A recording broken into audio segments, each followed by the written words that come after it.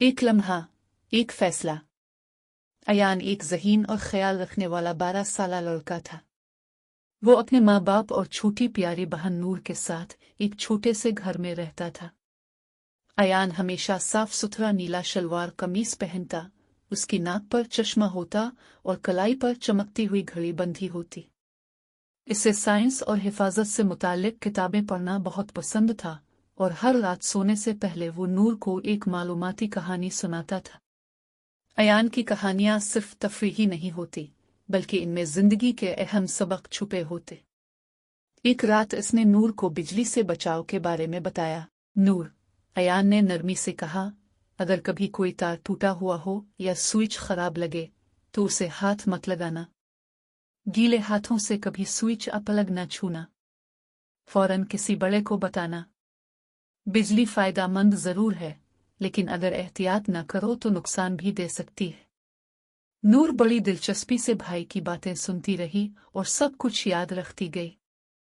अगले दिन दोपहर के वक्त इनकी वालिदा बावर्ची खाने में खाना पका रही थी और वालिद दफ्तर में थे।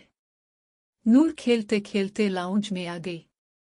अचानक इसकी नज़र एक चमकदार हेयरपिन पर पड़ी जो प्लग के करीब फर्श पर पड़ा था। वो इसे उठाने लगी, जबकि प्लग का कोर हल्का सा खुला हुआ था और उसमें चिंगारियां निकल रही थी। इतने में अयान वहां से गुजर रहा था। जैसे ही इसकी नज़र नूर और प्लग पर पड़ी, इसके दिल की धड़कन तेज हो गई। नूर, रुक जाओ! वो जोर से चीखा और फौरन दौड़कर आया। इसने बहन का हाथ पीछे खींच लिया और पलक के करीब चमकती चिंगारी को देखा। फिर फौरन भागकर मैन स्विच बंद कर दिया और माँ को आवाज दी। माँ दौड़ती हुई आई और जब हकीकत मालूम हुई तो उन्होंने दोनों बच्चों को गले लगा लिया, आंखों में आंसू थे। अयान, तुमने अपनी बहन की जान बचाई है, माँ ने कहा। इसी शाम जब वालिद दफ्तर से वापस आए तो सबने उन्हें सारा वाकया सुनाया। वो भी बेटे पर फख्र से मुस्करा दिए।